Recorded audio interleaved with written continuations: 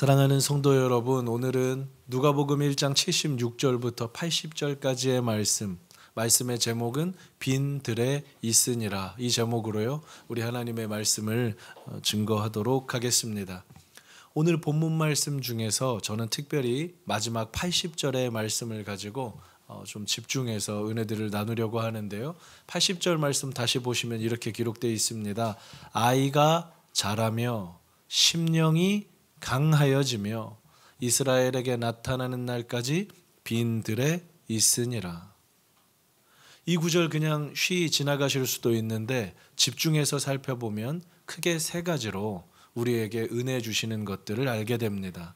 먼저 본문에 들어가기에 앞서서요, 아이가 자라며 이렇게 기록되어 있는데 우리가 본문을 다 읽지 못했기 때문에 누가복음 1장에 보면 세례 요한이라는 아이에 대해서 기록하고 있습니다.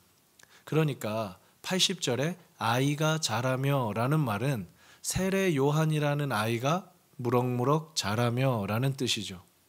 세례 요한은 어떤 사람입니까? 예수님께서 평가하실 때 세상에 많고 많은 사람들이 오고 가지만 세례 요한보다 하나님 나라에서 큰 사람 없다라고 말씀하셨어요. 다시 말해볼까요?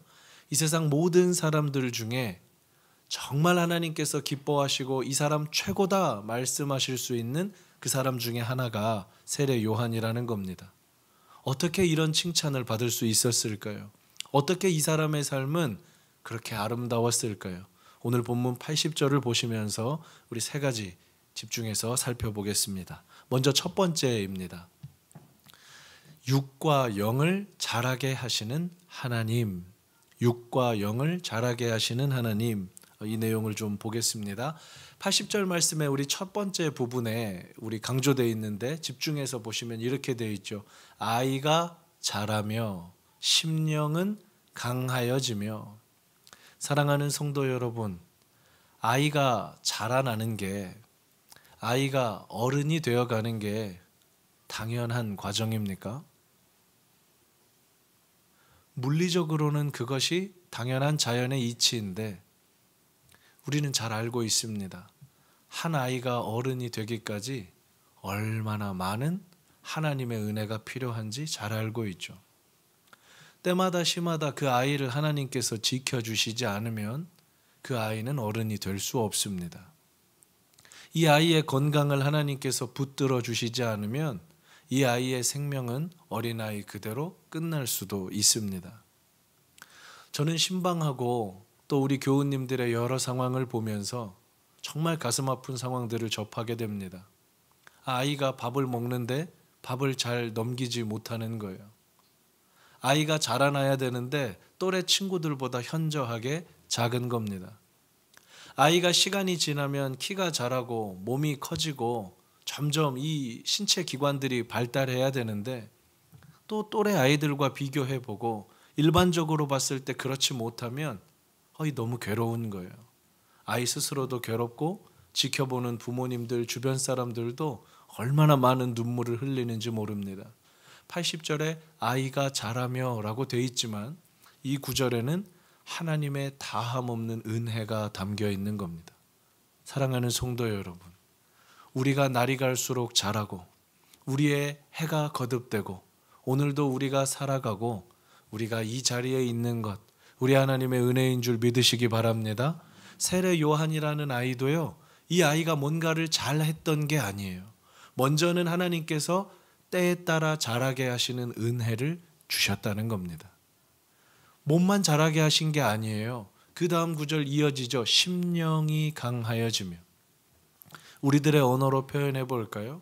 이 아이가 시간이 자라면서 몸이 자라는데 중학생이 되고 고등학생이 되고 대학생이 되고 직장인이 되고 어른이 되어가는데 몸은 다 자라고 돈도 좀 벌고 이제 안정적으로 사는데 그 안에 주님이 없고 그 안에 소망이 없고 이 세상을 향한 희망 없으면 몸은 다 자랐지만 건강하지만 우리는 그 아이의 심령이 건강하다 말할 수 없을 겁니다.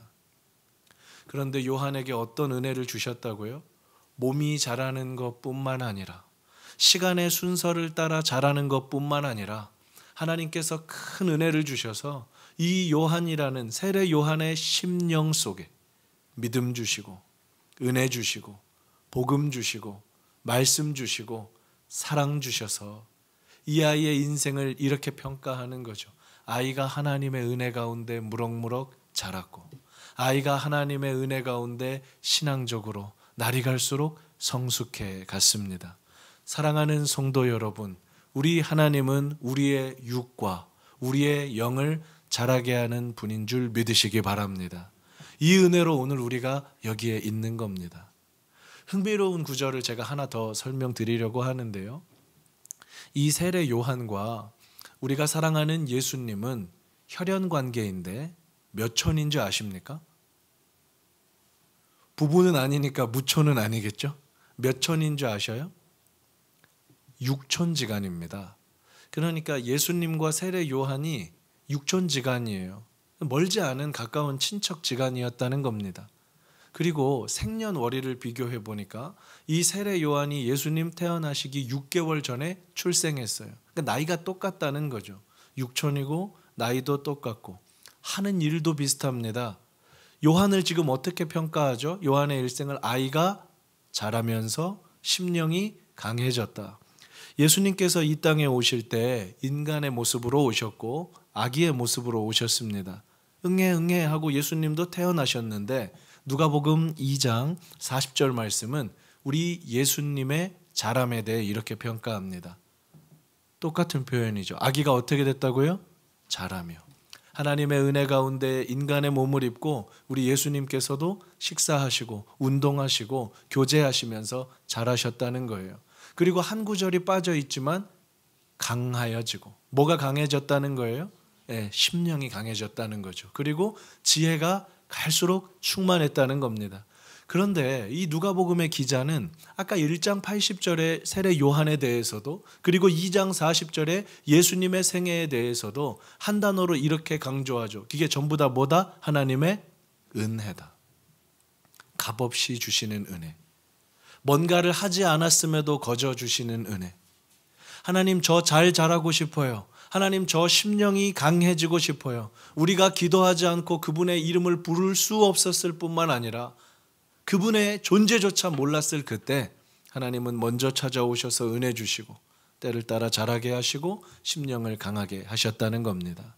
이 하나님의 은혜가 우리에게도 임하기를 축복합니다. 우리의 자녀들도 자랄 때마다 심령이 강해지기를 축복합니다. 우리의 다음 세대들도 청년들도 몸만 자라는 게 아니라 심령이 강해지길 바라고 이 자리에 함께 예배하는 우리 모두도 우리의 인생의 연수만 거듭되는 것이 아니라 우리의 심령도 주 안에서 강해지기를 축복합니다. 오늘 이제 1장 80절에 두 번째 메시지를 보겠습니다. 두 번째 메시지인데요. 아이가 자라며 심령이 강하여지며 그 다음 강조되는 두 번째 부분은 이스라엘에게 나타나는 날까지 빈들에 있으니라. 어떤 뜻입니까? 이스라엘 앞에 나타나서 회개하라 천국이 가까웠다 라고 말할 그때까지 이 말이죠. 우리는 여기서 이것을 보게 됩니다. 하나님의 때가 있다는 겁니다. 그리고 하나님은 그 때를 사람을 통해 펼치실 때 바로 시키시는 게 아니라 둘째, 준비하는 기간을 주신다는 거예요. 여러분 상상해 보십시오. 세례 요한이 예수님이 어릴 때부터 몸이 자라는 과정 다 생략하고 그냥 심령의 은혜가 충만한 거예요. 그래서 이제 말을 막 떼는데 3살, 4살 돼서 걸음마하고 말하는데 그때부터 온 세상 다니면서 3살짜리 아기가 4살짜리 아기가 독사의 자식들아 회개하라 천국이 가까웠다. 이 메시지가 매칭이 안 되는 거예요. 요한은요 이 하나님의 메시지를 전하기 위해서 더 직접적으로 말해 볼게요. 이 땅에 하나님이 요한을 보내신 목적을 이룰 때까지 준비하는 기간이 있었습니다. 성경의 모든 사람들도 똑같습니다. 우리 바울 선생님께서 신약 성경의 절반 정도를 기록했다는 바울 선생님은 다메섹 도상에서 예수 그리스도를 만나고 회심한 이후에 마음 같아서는 당장 뛰어나가서 복음 전하고 하나님의 일하고 싶었는데 주변 사람들이 예전에 너 예수 믿던 사람 잡아 죽이던 그 사람 아니냐 안 믿어주는 거예요. 교제해 주지 않는 거예요. 그래서 자의반 타의반으로 아라비아 광야로 들어갑니다. 이미 예수님 사랑하는데, 이미 나는 준비가 된 것 같은데 하나님께서 아니야, 너 혼자 조금 더 돌아보고 너 혼자 조금 더 기도하고 네 생각들 내려놓고 나의 생각, 말씀으로 채우는 시간이 필요하다. 아라비아 광야에 들어가서 바울은 3년 동안 칩거하면서 하나님의 말씀을 묵상합니다. 뿐만 아니죠. 우리 창세기에 우리 믿음의 선배 중에 제 이름하고도 똑같은데 우리 요셉 있지 않습니까? 요셉도요, 17살에 감옥에 팔려가서 그때부터 하나님이 사용해 주시면 얼마나 좋아요. 그런데 13년 동안 빛도 잘 들어오지 않고 소망이라고 찾아볼 수 없는 그 어두컴컴한 감옥 속에서 13년을 살아냅니다. 그런데 우리는 알고 있죠. 큰 인생의 계획 속에 보면 요셉의 13년은 소모되고 낭비되는 시간이 아니라 준비시키시는 시간이었습니다. 하나님은 늘 그 사람을 쓰실 때 기간을 주세요. 그 일하다가 넘어지지 않도록, 그 일하다가 쓰러지지 않도록, 일만 마치고 탈진해 버리지 않도록 그 사람이 그 일 감당할 수 있게 기간을 주십니다. 몇 사람만 더 볼까요? 우리 믿음의 선배 모세를 봅니다. 80살이 될 때까지 40년 동안은 공부시키시고 40년 동안은 광야에서 훈련시키시고 80년을 준비시키셔서 이스라엘 백성의 지도자로 삼으시죠. 누가복음에 보면 시므온이라는 사람과 안나라는 사람이 등장합니다. 선지자들이라고 불렸는데요. 이분들은요, 더 대단하세요. 일평생 동안 딱 한 사건만 기다립니다. 예수님을 눈으로 네가 보게 될 거라는 거예요. 이 약속의 말씀 붙들고 이제나 주님 오실까, 저제나 주님 오실까 매일 성전에 가서 기다리다가 노년에 이르러서 이제 아무 소망이 없다고 할 때 아기 예수를 봅니다. 여러분, 준비시키시는 거예요. 이 구절과 이 은혜를 우리에게도 한번 적용해 보려고 합니다. 사랑하는 성도 여러분, 하나님께서 저와 여러분도 준비시키시는 줄 믿으시기 바랍니다. 오늘 우리가 하는 그 일 감당하기 위해서, 또 하나님이 우리 인생을 통해 더 아름다운 하나님의 일 하시려고 우리를 준비시키십니다. 오늘 주일을 한번 생각해 보셔요.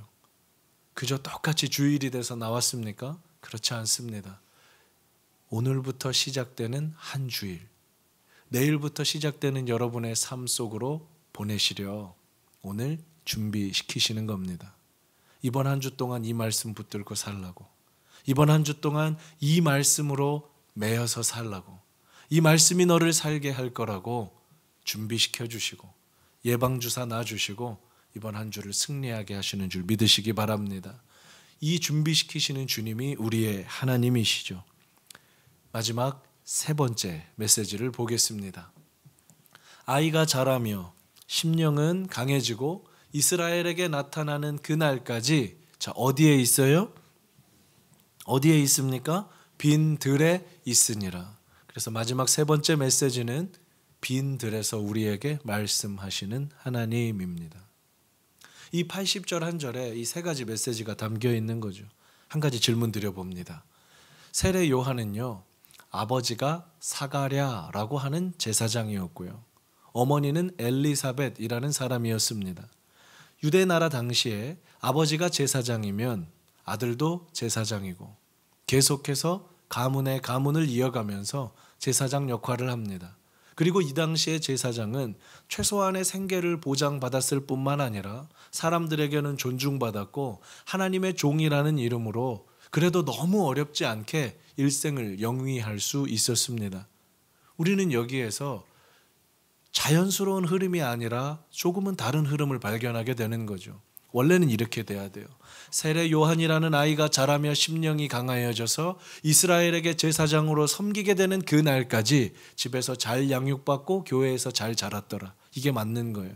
그리고 어느 정도 시간이 지나서 제사장이 되었더라. 이게 맞을 텐데 어떤 연유인지 우리는 알 수 없습니다. 이 가정에 무슨 일이 닥쳤는지 우리는 알 수 없어요. 그런데 여러분, 아이가 빈들에 있다. 이상하지 않습니까? 여러분의 자녀, 우리들의 다음 세대, 우리가 아이들을 강하게 키우겠다고 자, 너희들은 이제부터 예배 드리지 말고 빈 들로 나가라. 광야로 나가라. 사막으로 나가라. 물도 없고 먹을 것도 없고 거기서 너 한번 독하게 자라봐라. 이렇게 기르는 부모 없단 말입니다. 사가랴와 엘리사벳은 왜 빈 들로 아이가 가는 걸 허락했을까요? 성경의 추측을 좀 더 해보자면 사가랴와 엘리사벳은요, 나이가 많을 때까지 아이가 없었더라라는 기록이 있어요. 이 당시 이스라엘 사람들의 평균 연령이 50 전후였거든요. 그러면 나이가 많았다는 건 좋게 아마 40은 넘었을 거고 인생의 노년입니다. 인생 끝자락이에요. 금이야 오기야 요한을 잘 길러주었지만 많은 학자들이 추측하기로 육신의 부모가 생각보다 빠르게 아마 요한의 곁을 떠났을 겁니다. 요한은 자기의 삶을 지켜주고 지탱해 줄 수 있는 어른들이 빨리 사라진 거죠. 그러면 여기서 포기합니까? 내 인생은 이제부터 꼬였다. 나는 어렵다. 그렇지 않습니다.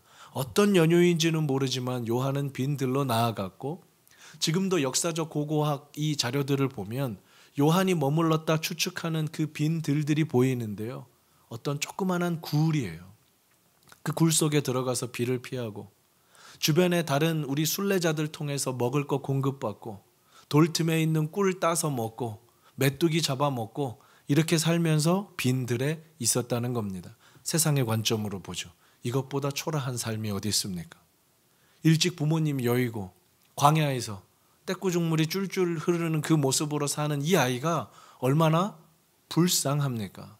그런데 이 빈들에서 하나님께서 어떤 은혜를 주시는지 그리고 빈들에서 어떻게 말씀하시는지 우리가 보겠습니다. 그리고 이 본문에 들어가면서 이 질문을 좀 드리고 싶어요. 여러분에게는 빈들이 어디일까? 나의 빈들은 어디일까? 답부터 좀 말씀드릴게요. 하나님의 말씀이 임하는 곳이 빈들입니다. 이걸 기억하셔야 돼요. 요한은 광야라는 빈들에서 하나님을 만났거든요. 여러분이 하나님의 말씀을 들을 수 있는 그곳은 어디입니까? 우리 집에 있는 내 방일 수도 있고 운전하는 나의 차 안일 수도 있고 누구의 방해도 받지 않고 집중해서 하나님의 말씀을 묵상하고 내 인생을 하나님 앞에 가만히 생각해보고 말씀으로 온전히 나를 채우는 시간, 이 빈들이 없으면 절대로 우리는 이 세상에서 하나님의 사람으로 살 수가 없습니다. 믿음의 사람들은 늘 이 빈들을 가지고 있었죠. 말씀을 조금 더 보겠습니다. 1장 76절 말씀인데요. 세례 요한의 아버지 사가랴가 했던 찬송의 내용입니다. 이 아이여, 자기 아들을 가리키는 거예요. 세례 요한아, 너는 지극히 높으신 이 예수를 준비하는 선지자다. 일컬음을 받고 주 앞에 앞서가서 그 길을 준비하여. 자, 이 구절을요 조금만 묵상해 보죠. 여러분, 사랑하는 자녀들이 다른 사람에게 존중받고 박수받는 사람이 되기를 원하십니까? 아멘이시죠? 아니면 그 사람 옆에서 박수 쳐주는 사람 되기를 원하십니까? 대부분 전자일 거예요. 근데 사가랴가요 하나님 앞에 기쁨으로 찬송하는 거예요. 뭐라고 찬송하죠?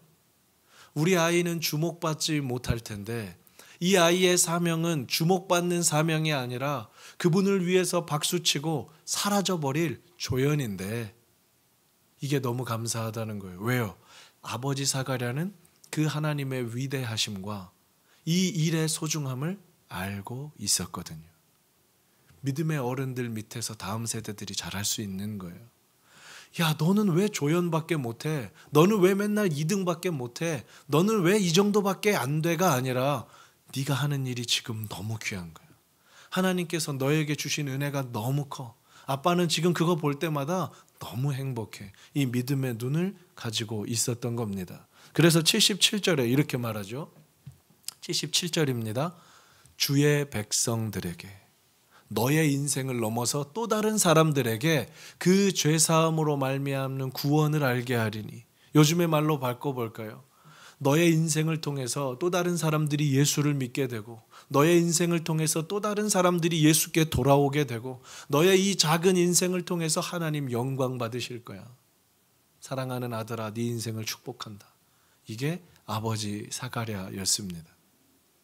이 아버지가 일찍 세상을 떠나셨을지라도 그 신앙은 계속 남아서 빈들에서 이 요한이라는 아이의 인생을 붙들어 가는 거죠. 이제 오늘 말씀의 마지막 부분으로 가는데요. 여러분, 제가 아무리 이렇게 설교해도 여러분 그렇게 생각하실 거예요. 아유, 목사님 알겠습니다. 예, 맞아요. 맞는 말씀입니다. 동의합니다. 그래도요, 우리 아들이 이 대학은 가야 돼요. 그래도요, 돈은 이만큼은 벌어야 돼요. 안 그러면 세상 살기 힘들다니까요. 그래도 이만큼은 가져야 돼요. 그래도 이만큼은 올라가야 돼요. 이게 우리들의 정직한 고백이죠. 더 높은 지위에 있는 사람이, 더 많이 가진 사람이 잘 되는 것 같은 게 이 세상이잖아요. 성경이 뭐라고 기록하는지 우리 보겠습니다. 누가복음 3장인데요. 1절 말씀에 이렇게 되어 있어요. 요한이 살던 시대를 말씀드립니다. 디베료라는 사람은 뭐였어요? 황제였어요. 디베료는 다 가진 사람입니다. 황제니까요. 그리고요, 본디오 빌라도가 유대의 총독으로 있었습니다. 왜 누가가 3장 1절에 그 당시에 대단한 사람들의 이름을 기록하는지 한번 주목해 보십시오. 황제 이름을 굳이 기록합니다. 유대의 총독 이름을 굳이 기록해요. 헤롯과 그 동생 빌립은 그 지역을 다스리는 분봉 왕이었습니다. 황제의 이름, 총독의 이름, 왕의 이름을 나열하면서 기록하죠. 세상에서 입이 떡 벌어질 만한 대단한 사람들이었다는 거예요. 그러면 사랑하는 여러분, 하나님께서 세상을 바꾸시려면, 하나님께서 큰 일을 하시려면 돈도 좀 있고 힘도 좀 있고 세상에서 잘 나가는 사람들 몇 사람 택해가지고 너희들이 좀 이거 해라, 그러면 될 거 아닙니까? 3장 2절입니다. 안나스와 가야바는 대제사장으로 있었습니다. 종교적으로도요, 대단한 사람들이 있었다는 거예요. 그런데 보십시오. 하나님의 말씀은 어디에서요? 어디에서요? 빈들에서. 황제라 해도, 왕이라 해도, 총독이라 해도, 제사장이라 해도 자신의 빈들을 가지고 하나님의 말씀을 듣지 못하는 사람을 통해서는 하나님이 일하시지 않는다는 겁니다. 그러나 동굴 속에 어린아이가 울고 있는 것 같고 하나님의 말씀 없으면 살 수 없을 것 같은 그 요한이라는 아이에게는 빈들에 있는 그 아이에게 찾아가셔서 하나님 말씀이 임합니다. 그리고 그 아이의 인생을 쓰시는 거예요. 이 은혜가 우리에게 있기를 축복합니다. 우리의 빈들을 꼭 찾아내시고 그것으로 이번 한 주 계속해서 나아가시길 축복합니다. 3장 26절 말씀 한번 보겠습니다. 요한복음 3장 26절인데요. 그래서 이 요한이 얼마나 멋지게, 여러분 80절 말씀 세 가지 기억하시죠? 아이가 자라면서 심령이 강해졌다라 그랬고, 이스라엘에게 나타나는 날까지 준비했다 그랬고, 빈들에서 하나님을 경험했다 그랬잖아요. 그래서 이 아이가 이제 어떤 사람으로 마지막에 자라게 되고 인생을 마치게 되는지 보십시오. 26절에 세례 요한을 따르는 많은 제자들이 있었습니다. 요한 선생님 하면서 참 인기가 많았어요. 대단한 사람이었으니까요. 사람들이 막 따라오는데 선생님이 그동안 증언하시던 이 있잖아요. 예수라는 분이 오신다 그랬잖아요. 그 사람이 막 사람들한테 다니면서 세례를 베풀고 있어요. 그 다음 강조된 부분 보십시오. 여러분과 저를 이 세상 살면서 견딜 수 없게 하는 질투죠. 사람들이 다 그에게로 갑니다. 우리 쪽으로 와서 예배하고 우리를 사랑하고 존중해 줘야 될 그 사람들이 예수라는 사람이 나타나기 시작하니까요, 다 그 예수한테로 가요. 선생님, 큰일 났습니다. 어떻게 그 사람들 다시 데려올까요? 제자들이 그 얘기하는 겁니다. 내게서 관심이 멀어지는 거예요. 다른 사람이 주목받기 시작하는 거예요. 어떻게 그거 다시 갖고 올까요?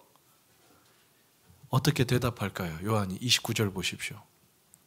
신부를 취하는 자는 신랑이나 서서 신랑의 음성을 듣는 친구가 크게 기뻐하나니 나는 이러한 기쁨으로 충만하였노라. 무슨 말입니까? 여러분, 결혼 예식 우리가 가는데요, 신랑이 신부를 얻었는데 사람들이 다 얘기하는 거예요. 저 신부는 어쩜 저렇게 예쁘냐, 저 신부는 어쩜 저렇게 참하냐, 어떻게 저런 귀한 신부를 얻었냐. 그때 사랑하지 않는 친구, 진짜 친구가 아닌 사람들은 뭐라고 말할까요? 저 뭐 얼굴만 좀 예쁜 것 같은데 성격은 별로야. 저 사람 좀 이거는 괜찮은 것 같은데, 그리고 진짜 하고 싶은 말은 뒤에 있죠. 게으른 사람이야. 요한 뭐라고 말하죠? 내 사랑하는 친구가 신부를 취해서 결혼을 해요. 이 신부가 아름다우면 아름다울수록 옆에서 진짜 친구는 크게 기뻐해 주는 거죠. 내 친구가 진짜 좋은 사람이랑 결혼하는구나. 내 친구가 잘 되니까 나도 너무너무 좋구나. 나는 이런 기쁨이면 족하다. 예수께서 박수 받으시고 결혼식의 주인공 되시고 예수께서 사람들이 계속 예수께로 가면 나는 외로운 것 같은데 나 그거면 족하다. 그리고 인생에서 가장 아름다운 말을 남겨요. 사람이 할 수 있는 말 중에 이보다 아름다운 말이 성경에 있을까 싶습니다. 여러분 주목해 보십시오. 30절인데요. 주님은 계속 흥하셔야 하겠고 나는 갈수록 쇠하여야 하리라. 저와 여러분은 반대로 살지 않습니까? 주님 어떻게든 나는 흥하여야 하겠고 주님은 쇠하셔도 상관없습니다. 이게 요한의 삶의 인생이었습니다. 말씀 정리하겠습니다. 사랑하는 성도 여러분, 오늘 3가지 말씀드렸습니다. 그는 흥하여야 하겠고 나는 쇠하여야 하리라. 어떻게 이 아름다운 믿음의 고백을 할 수 있었습니까? 육과 영을 자라게 하시는 하나님의 은혜가 아이가 자라며 심령이 강하여지니라 요한에게 임했기 때문입니다. 또 그 일들을 바로 할 수 없습니다. 우리 모두에게 준비하는 기간을 주시는 하나님을 믿으시기 바랍니다.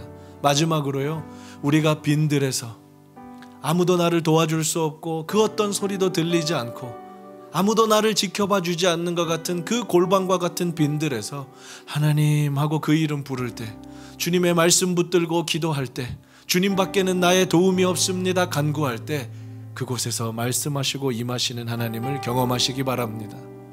빈들에서 우리에게 찾아오시는 하나님, 빈들에서 우리 인생을 살리시는 하나님이 저와 여러분의 하나님인 줄 믿으시기 바랍니다. 오늘 이 말씀 기억하면서요, 이 말씀 내게 주신 말씀으로 받고 우리 주님의 이름 한번 부르고 같이 기도하겠습니다. 기도합니다. 주여